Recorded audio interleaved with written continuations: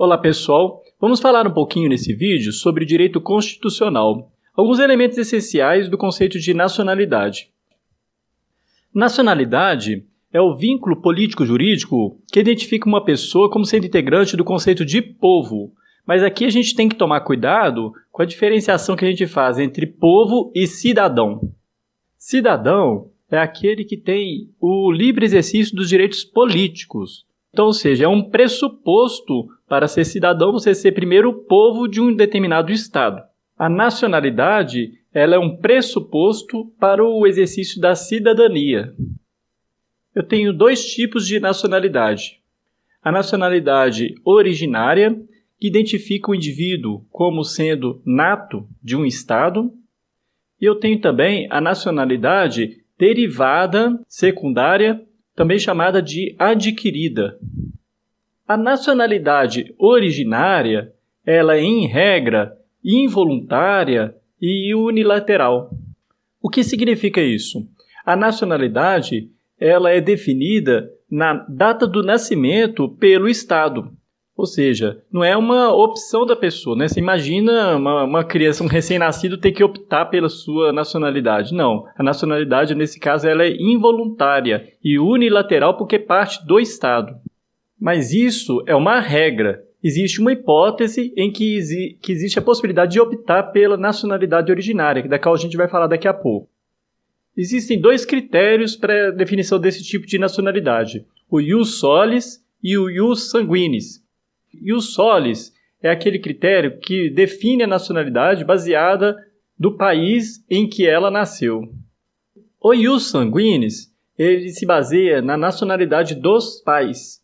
Ou seja, na data do nascimento, a nacionalidade dos pais é transferida para o filho, ou seja, na data do nascimento. Se posteriormente os pais mudarem de nacionalidade ou coisas do gênero, não, continua sendo aquilo ali que está definido. Ou seja, na data do nascimento que determina esse tipo de nacionalidade ius sanguinis.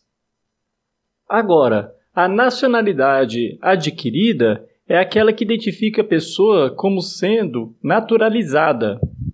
Como existe a possibilidade do indivíduo adquirir mais de uma nacionalidade, nós podemos ter uma situação de conflito de nacionalidade.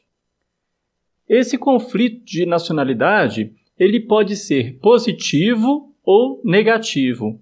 O que seria o conflito positivo de nacionalidade? Seria aquele no qual a pessoa tem mais de uma nacionalidade. É o chamado polipátrida. E o conflito negativo seria aquele em que a pessoa é apátrida, ou seja, que não teria nenhuma nacionalidade. Isso é um problema. Essa situação é uma violação da Declaração Universal dos Direitos Humanos. Então, não é uma situação aceitável. Ao contrário do conflito positivo, né? Que não tem um problema a pessoa ter mais de uma nacionalidade. Detalhando um pouquinho mais, quem é brasileiro nato no Brasil? Como nós dissemos, tem os dois critérios: ius solis e ius sanguinis. No Brasil não tem ius matrimonialis, que é aquele no qual a pessoa se casa com a pessoa daquele país e adquire aquela nacionalidade. No Brasil não existe essa possibilidade. No caso do Brasil, então, a pessoa não adquire nacionalidade brasileira se casar com um brasileiro, mas existe uma certa facilitação no processo de naturalização, do qual nós falaremos. A Constituição, então, vai dizer que é brasileiro nato aquele que nasceu no Brasil, ou seja, a regra do ius solis. Isso vale, gente, mesmo se os pais forem estrangeiros. Nasceu no Brasil, é brasileiro nato. Mas existe uma exceção a essa regra. Se um dos pais estiver a serviço do seu país de origem, sendo ambos estrangeiros, então, nesse caso, a criança não é considerada brasileiro nato. Mas aí, nesse caso, tem que ser os dois estrangeiros. Porque se um dos pais for brasileiro, nesse caso, a criança ela é brasileira. Então, as três hipóteses são: os dois forem estrangeiros, estiverem, por exemplo, a passeio aqui.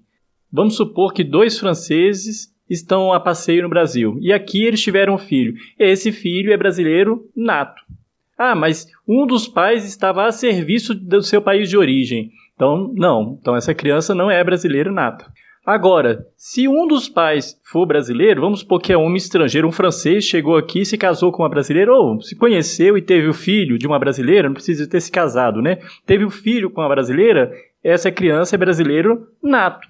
Então, são 3 hipóteses nesse sentido. Agora, em relação à regra ius sanguinis, ela se baseia na seguinte situação. Uma criança, filho de pai ou mãe brasileiros, nasceu lá no estrangeiro.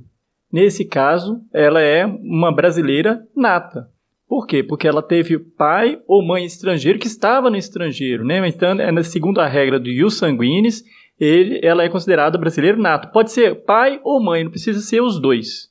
E um peguinho interessante aqui é em relação, por exemplo, se tiver um pai ou mãe brasileiro que é naturalizado e não nato. O filho que nasceu lá no estrangeiro, ele vai ser considerado brasileiro nato, mesmo os pais dele sendo naturalizados.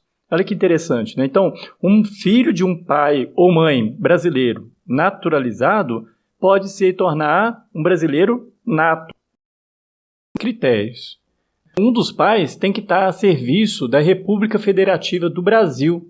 Isso significa o seguinte, que ele tem que estar a serviço da administração pública direta ou indireta, da União, dos estados, do município, do Distrito Federal. Ou então, um dos pais está a serviço da organização internacional da qual o Brasil faça parte. Ou seja, se tem uma organização internacional, né, e o Brasil faz parte dessa organização, e um dos pais está a serviço dessa organização internacional, então, nesse caso, a criança que nascer desses pais que estão no estrangeiro é um brasileiro nato.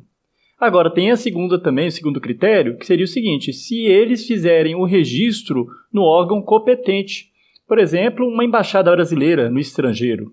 E o último critério é a nacionalidade potestativa, ou seja, aquela hipótese em que a pessoa opta pela nacionalidade brasileira. É a exceção daquela regra da qual eu falei lá no início. Ou seja, nesse momento existe então a possibilidade de optar pela nacionalidade brasileira, mas seguindo aquele critério, né? Filho de pai ou mãe brasileiro, nascido no estrangeiro. E como é que seria feita essa opção, né, por essa pessoa que nasceu no estrangeiro, filho de pai ou mãe brasileiro? É da seguinte maneira, ela tem que fazer uma ação judicial, ação que vai tramitar no âmbito de competência da Justiça Federal. E ao final vai ter uma sentença. E a partir dessa sentença você vai ter a declaração da nacionalidade do indivíduo. E essa sentença ela vai ter um efeito ex tunc, ou seja, ela tem um efeito retroativo à data de nascimento dela. Vamos supor que tem uma pessoa que cometeu um crime lá em algum estado dos Estados Unidos, onde tem pena de morte, por exemplo. Ele é filho de um dos pais brasileiros e nasceu lá nos Estados Unidos. Aí ele vai optar pela nacionalidade brasileira. Ao optar pela nacionalidade brasileira e tendo a sentença ex tunc, mesmo ele tendo cometido um crime lá, ele não vai sofrer a pena de morte, se ele, por exemplo, vier para o Brasil. Porque os Estados Unidos não vai conseguir extraditar essa pessoa. Por quê? Porque não se extradita um brasileiro nato. Essa é a regra. Não existe extradição de brasileiro nato, mesmo que ele seja nato lá do país de origem. Mas essa opção ela só pode ser feita a partir do momento que a pessoa adquiriu a maioridade no país estrangeiro. Então, ela tem um caráter personalíssimo. Além disso, ela tem que ter fixado residência no Brasil.